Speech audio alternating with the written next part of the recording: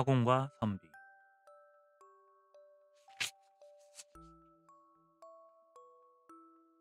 옛날 청산골에는 유명한 화공 백운학이 살고, 강을 사이에 두고 심리상거한 융천골에는 그의 딱 친구인 선비 오화령이 살았다.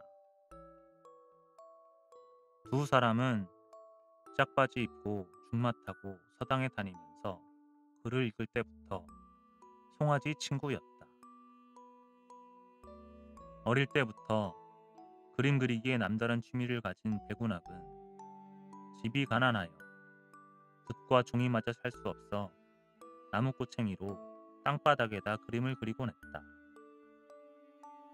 그럴 때마다 활용이는 자기가 쓰던 붓과 백지를 운하기에게 주었고, 운하기가 그림을 다 그리면 그림 밑이거나 옆에다가 시를 쓰곤 하였다. 어릴 때부터 남달리 포부가 큰 두 사람은 학문을 배움에 있어서도 10년을 하루같이 꾸준히 노력했다. 지성이면 감천이라고 과거 시험을 보았더니 둘 다 급제하였다. 그러나 족보를 들춰보더니 둘 다 비천한 천민이 자식이라고 관직벼슬을 주지 않았다. 10년 공부 나무아미타불이 된 두 사람은 아이의 벼슬을 단념하고 고향에 돌아와 농사를 지으며 강태공이 고든 낚시질을 하듯 산천을 벗삼아 시를 쓰고 그림을 그리면서 때가 오기를 기다렸다. 그러던 어느 해였다. 용천골에 전염병이 돌더니 화룡의 부모가 그 몹쓸 병에 걸려 가산을 몽땅 탕진하고도 효험을 보지 못하고 북망산으로 가고, 황소 같은 화룡이도 그 병에 걸려 몸져 눕고 말았다. 그 소식을 들은 백운학은 급시에 하늘 같은 부모를 잃고 의지가지 없게 된 화룡이가 전염병에 걸렸다는 것도 아랑곳하지 않고 업어다가 자기 집에 눕혀놓고는 달포 동안 정성을 기울이니 화룡이는 18층 지옥에서 살아나오게 되었다. 하루는 오화룡이 기어이 집으로 돌아가려고 하자 백운학은 백지에다 정성껏 거북이 한 마리를 그려서 선물로 주었다. 오화룡은 돈푼이라도 주면 부모들 산소에 가서 제사나 지내고 한 끼 욕이라도 하련만. 그림의 떡이라고 이걸 삶아 먹을 수도 없고 하고 속이 알짝지근해놨지만 귤껍질 한 조각만 먹어도 동정호를 잊지 않는다고 중마고요. 이젠 생명의 은인이라 목구멍까지 올라온 생각을 뭉개 삼키고는 그림 그린 종이를 둘둘 말아 두루마기 소매 속에 쑤셔넣고는 빙그레 웃는 운하기와 작별하였다.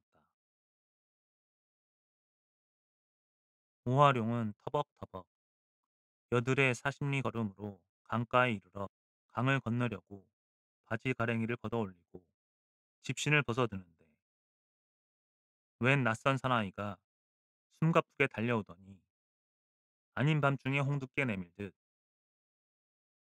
"여보시오, 그 거북이 나한테 파시오!" 라고 했다. 오화룡은 자기 뒤에 또 다른 사람이 있어서 그 사람한테 묻는 말인가 해서 돌아다 보니 아무도 없는지라.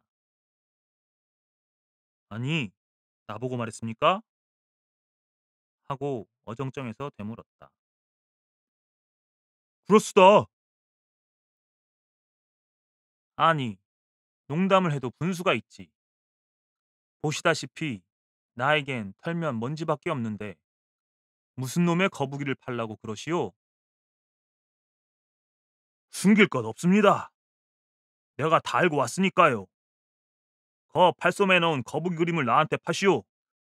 900냥을 드리리다." 그제야 오화룡은 백운학이 그려준 거북이 생각이 나서 두루마기 속에 손을 넣어보니 그대로 있었다. 회수하시다면 내 천냥을 주리다. 천냥이요? 오화룡이 생각해보니 지피는 데가 있었다. 세상에 둘도 없는 명화가요. 누구보다도 의리를 중히 여기는 딱 친구인 운하기가 자기에게 돈을 주지 않고 그림을 그려준 연고인즉 이 그림을 팔아서 쓰라는 것이었구나. 이런 생각이 들자 방금까지 얼어붙었던 일총간장이 볶는 녹듯하여 눈곱에 이슬이 맺혔다. 그래서 농담은 아니시겠지요? 하고 물었다. 초면에 선비님과 어찌 그럴 수 있겠습니까? 그럼 천냥을 주시오. 선자리에서 돈과 물건을 바꿉시다. 내가 900냥을 가지고는 왔는데 돌아가서 100냥을 더 가지고 올 테니 잠깐만 기다려 주십시오. 사나이가 대답도 기다리지 않고 달려간 후 활용이는 그림을 꺼내어 자세히 뜯어보니 거북이는 참 잘 그렸는데 발톱이 없었다. 이 친구가 어쩌다 이런 실수를 했나? 오화룡은 혀를 차며 차고 다니는 필랑에서 붓을 꺼내어 물을 묻혀 발톱을 그렸다. 먹물이 마르자 손님도 달려왔다. 오화룡은 천냥을 받고 그림을 넘겨주는데 벼랑간 돌개바람이 획 부는 바람에 종이가 물에 뚝 떨어졌다. 오화룡은 건지려고 황급히 물에 풍덩 뛰어드니 거북이가 살아서 물속으로 숨어버렸다. 에이, 맹랑하군.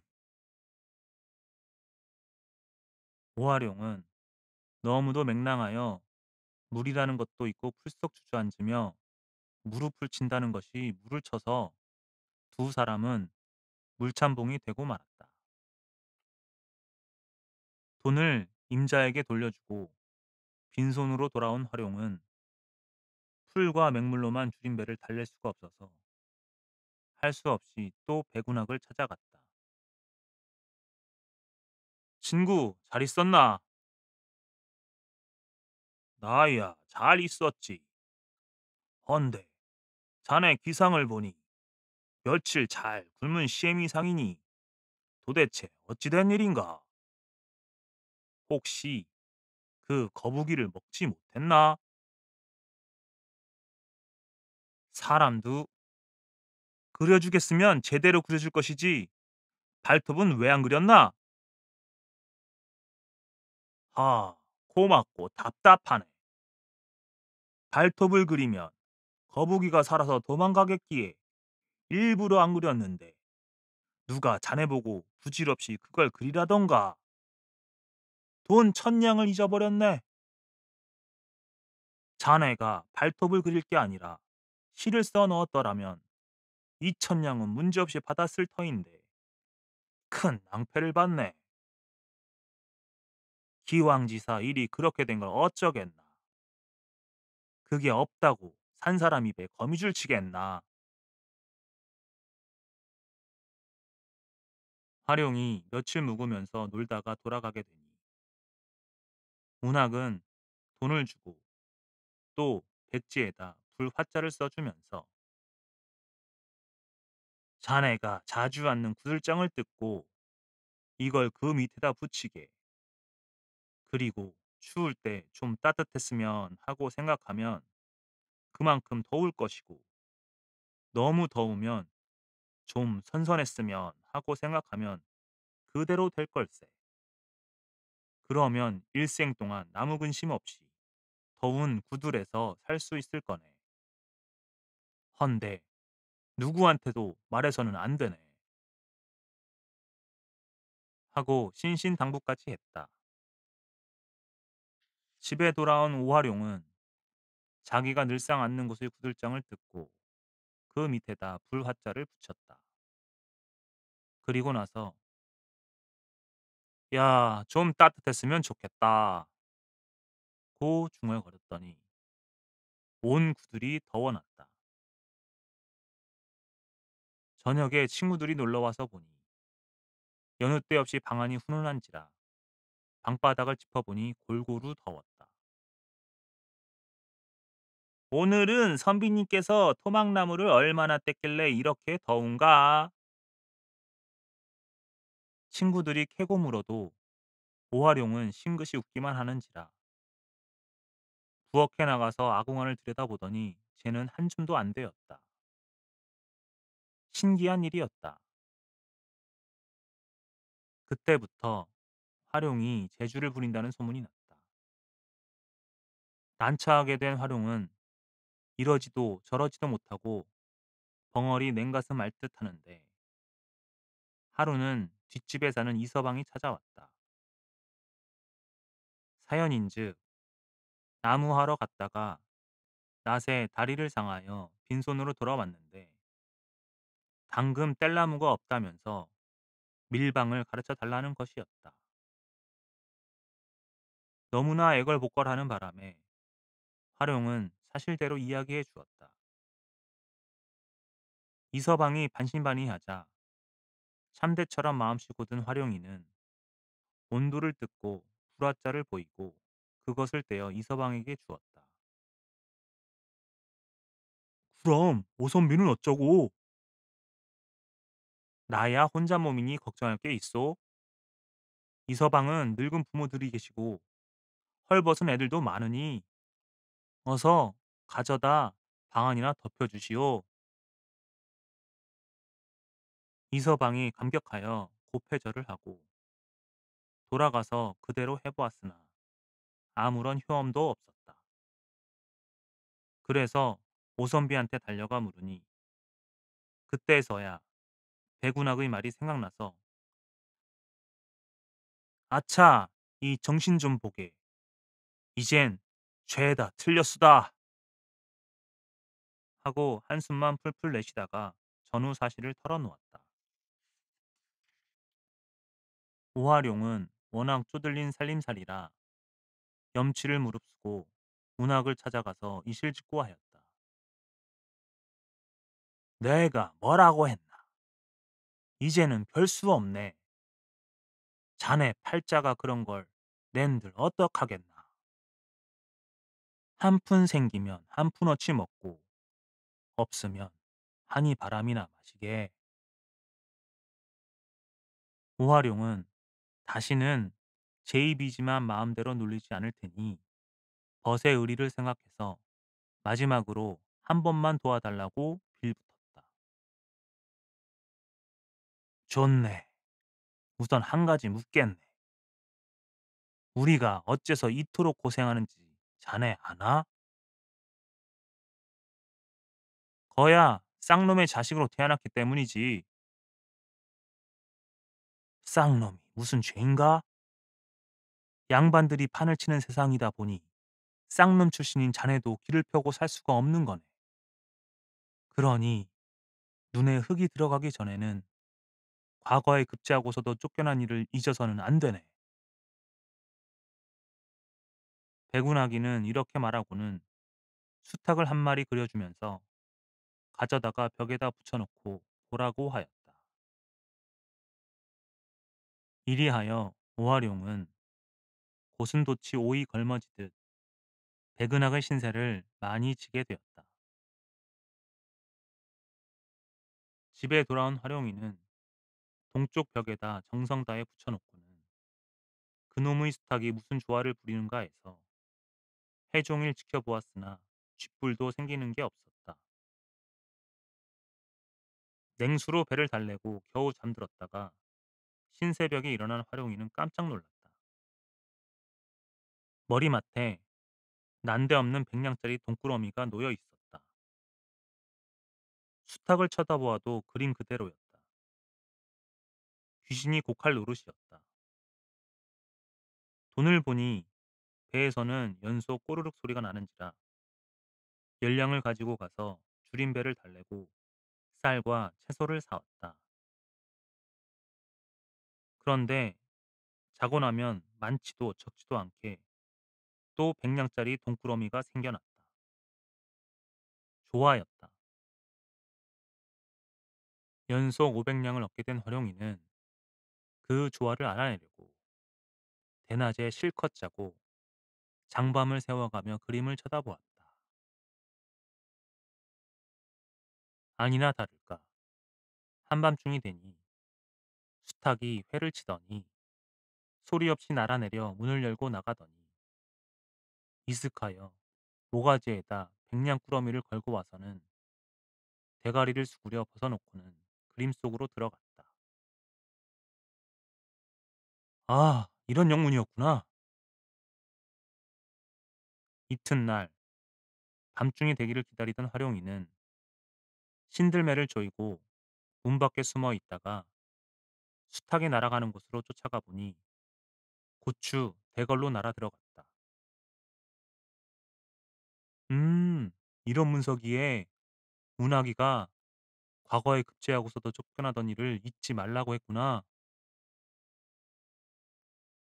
다음 날 저녁에는 문지기 사령들이 눈을 피하여 국고 옆에가 숨어 있었다. 수탉이 날아오더니 부리로 자물쇠를 몇 번 쪼으니 국고의 청동 자물쇠가 철컥 열리었다. 그러자 수탉은 제 집처럼 문을 열고 들어갔다. 활용이 뒤쫓아 들어가 앉아서 보니 돈이 헤아릴 수 없이 많았다. 입을 딱 벌린 채 멍하니 바라보다가 옳지, 이 돈을 가져다가 가난한 이웃들에게 나눠 주어야지 하고 중얼거리며 돈꾸러미를 벗겨드는데 어느새 돈꾸러미를 목에 걸고 나간 수탉이 철컥하고 자물쇠를 잠그었다. 그제야 정신을 차리고 황급히 나가려고 했으나 도간에 든 쥐의 신세가 되고 말았다. 그래서 내일 밤까지 기다렸다가 수탉이 온 다음에 나가는 수밖에 없다고 생각한 활용이는 쪼그리고 앉았다가 그만 잠이 들고 말았다. 새날이 밝자 창고 지기가 오더니 참, 귀신이 고칼 노릇이지. 자물쇠는 잠근 대로 있는데 돈은 매일 없어만 지니 하고 중얼거리며 창고문을 열고 오늘도 또 없어졌나? 하며 살피다가 오선비를 발견하고는 옳지, 니놈이 가져갔구나 하며 다짜고짜 방망이 찜질을 남기고는 꽁꽁 묶어서 포도대장한테 끌고 갔다. 포도대장도 국고의 돈을 쥐도새도 모르게 훔친 특대 죄범이라고 소홀히 다루지 않고 임금 앞으로 끌고 갔다. 네 놈이 선비의 탈을 쓰고 국고의 돈을 훔쳤으니 살기를 바랄 소냐? 어서 이실직고 하지 못할까? 초토에 묻혀 사는 서생이 언감생심 국고에 손을 뻗칠 수가 있겠사옵니까? 실은 소인이 도적질한 것이 아니라 우리 집에 있는 수탉이 무엇이라? 아하, 목을 따고 물티까지 하여 상에 오른 수탉이 회를 치며 울겠구나. 개구멍으로 통량갓을 굴려낼 놈 같으니라고. 대왕님, 까마귀가 검기로 속까지 검겠나이까. 소인이 누구 앞에서 거짓말을 하겠사옵니까? 고얀 놈 같으니라고. 설령 네 말이 옳다고 할진대 수탉이 어찌 100근짜리 청동 자물쇠를 열며 한 번에 100냥씩 물고 갈 수 있단 말이냐? 소인도 믿을 수가 없어서 어젯밤에 쫓아와 보니 풀이로 자물쇠를 쪼으니 자물쇠가 열리었고 돈은 목에다 걸고 날아가는 걸 제 눈으로 똑똑히 보았나이다. 필시 저놈이 미친 녀석이 아니면 짐을 조롱하고 있는 것이 분명하니 실토할 때까지 매우 치도록 하라. 예의 어명대로 거행하겠나이다. 나졸들이 두 팔을 잡자 오화룡이는 그를 뿌리치며 소리쳤다. 잠깐만 대왕님. 소인이 국고 안에서 잡히고 보니 능지처참을 당해도 할 말은 없사오나 오늘 밤중이 되기를 기다려 수탉이 오지 않으면 그때 가서 소인을 죽여도 늦지 않사오니 그때까지만 기다려 주옵소서. 네 소원이 그렇다면 지난날 과거에 급제했던 너의 재능을 갸륵히 여겨 곤장은 잠시 그만두고 그렇다고 밤중까지 기다릴 필요도 없다. 뭣들 하느냐? 냉큼 저놈을 앞세우고 가서 수탉을 잡아오도록 하라. 아니옵니다, 대왕님. 저희 집 수탉은 예사닭이 아니었고 벽에 붙인 그림이온데 한밤중이 되어야만 그림 속에서 나오는 줄로 아래옵니다. 뭐? 그림 속의 닭이라고? 아, 과인을 조롱하는 죄 하늘이 무심치 않음을 내 알렸다. 여봐라, 저놈에게 우선 곤장 20매를 안기도록 하라. 집장 사령이 달려들어 선비를 엎어놓고 미친 개 패듯 엉덩이를 두들겨 팼다. 아이고, 그래도 실토를 못하겠느냐? 소생이 어찌 대왕님 앞에서 거짓말을 할 수 있겠사옵니까? 마디마디 구절마다 사실이옵니다. 어허, 그래도 선비랍시고 입 많은 살아서 허다하면 그 그림은 누가 그렸는고? 소생의 중마고가 그렸사옵니다. 어디 사는 누구인지 어서 아뢰어라. 오선비는 대답 대신 눈을 지그시 감은 채 입을 열지 않았다. 바른 대로 아뢰지 못할까? 어서 아뢰어라. 사령들이 달려들어 고주할 미주할 캐물으며 주먹으로 쥐어받고 발길로 찼으나 선비의 입은 자물쇠를 잠근 듯 열리지 않았다. 기 만나는 숭늉이 더 뜨겁다는 것을 잘 알고 있는 임금은 쇠는 단김에 두드리라고 어명을 내렸다. 바로 될 때까지 사정 두지 말고 곤장을 안겨라. 대왕님, 곤장이 아니라 목이 날아가도 소생은 아랠 수 없나이다. 뭐 때문에? 성인들이 이르기를 애비 팔아 벗을 사귄다고 했사온데 소생이 오늘날까지 잔명을 보전하게 된 것도 벗의 도움을 받았기 때문이옵니다. 그러니 초로 같은 인생의 일신의 안위를 위해서 어찌 태산보다 무거운 벗의 우정과 의리를 저버리고 은인의 이름을 팔 수 있겠사옵니까? 어서 죽여 주옵소서. 임금이 생각해보니 입만 다슬고 맥만 뺐지 아무런 효과도 얻지 못할 것이 손금 보듯 뻔한지라. 복선비를 하옥시키고 나졸들을 시켜 어떻게 수소문해서라도 화공을 잡아 대령하라고 어명을 내렸다. 그런데 해지기 전에 화공 백운학이 제발로 대궐을 찾아와 죄를 청하였다. 그래, 네가 용천골의 선비 오화룡이를 안단 말이지? 알다 뿐이겠습니까? 중마고우입니다. 네가 선비에게 그림을 그려주었느냐? 예, 그러하옵니다.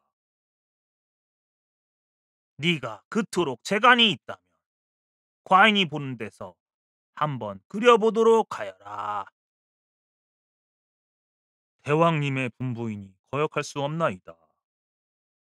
하나, 한 가지 소원이 있사옵니다. 무슨 소원이냐? 국고의 돈을 훔친 것은 오선비가 아니라 소인이옵니다. 소인이 그려준 닭이 국고의 돈을 훔쳤은즉 소인이 형벌을 받겠사오니 무죄한 오선비를 소인이 보는 데서 풀어주옵소서. 이리하여 영문도 모르고 목에서 풀려나온 화룡은 백운학을 보자 깜짝 놀랐다. 아니, 나 때문에 자네까지 잡혀왔군 그래. 아닐세. 난 붙잡혀온 게 아니라 스스로 찾아왔네. 아니, 여기가 어디라고? 뭘 하려고? 자네가 나 때문에 애매한 누명을 쓰고 온갖 고초를 다 겪는다는 소식을 듣고 가만히 앉아 있을 수 있어야지. 하지만 대왕님, 국고의 돈은 내가 훔친 것이니 나를 처벌해 주옵소서. 화공은 아무런 죄도 없나이다. 대왕님, 내가 그림을 그려주지 않았다면 오선비가 무슨 재간에 국고 안에 들어갈 수 있었겠습니까? 그러하오니 오선비를 놓아주십시오. 형벌은 소인이 받겠사옵니다. 백운학과 오아룡이 서로 자기가 단두대에 오르겠다고 다투는 것을 보는 문무 대신들은 물론이요. 임금도 두 사람의 의리에 못내 감격되었다. 어허! 조용하지 못할꼬! 어서 그림이나 그리도록 하라. 예, 대왕님의 분부시니 내가 그림을 그릴 테니 자네도 구경하고 몇 자 쓰게나. 백운학이 팔소매를 걷어 올리고 벼루에다 먹을 갈며 골똘히 생각하더니 창끝 같은 붓을 들어 백지 위에다 곤륜산을 그려놓고 그 밑에다 용마를 그려놓았다. 어찌나 잘 그렸던지 곤륜산의 소나무들이 바람에 흔들리는 것 같고 용마의 숨쉬는 소리가 들리는 것만 같았다. 여보게, 구운 개도 다리를 떼고 먹으라 했는데 여기다가 몇 자 쓰게나. 백운학이 붓을 넘겨주며 눈을 껌뻑이자 그 눈치를 알아차린 오화룡은 골을 끄덕이고는 붓을 받아쥐고 단숨에 써내려갔다. 송아지 동무 중마타고 곤륜산을 넘어들 때 용마는 울부짖고 곤륜산은 화답했지. 용마야 용마야, 곤륜산을 단숨에 날아 넘으려마. 오화룡이 붓을 놓자마자 용마는 울부짖으며 투레질을 했다. 자, 어서 올라타게. 백운학은 오화룡이 올라앉자마자 그 뒤에 뛰어올라 용마의 궁둥짝을 철썩 밥새기며 이랴, 곤륜산으로 가자 하고 소리치니 용마는 궁전 대들보가 쩌렁쩌렁 울리도록 울부짖으며 내굽을 안고 먼지를 풀썩 일구며 대궐문을 날아 넘어 바람 소리만 남기고 번개같이 사라졌다. 임금과 대신들은 백운학의 놀라운 그림 솜씨에 취하여 어리둥절해 있다가 용마의 울부짖음 소리에 추풍할 지경으로 놀라서 입을 딱 벌린 채 퉁사발 눈이 되어 궁전 문 밖을 바라보았다. 그러다가 한 사람이 분명 하늘이 낸 천재요 하고 입을 열자 하늘이 도와준 중마고일세 하고 너도 나도 중이 연불 외우다. 개구리 울어대듯 하였다고 한다.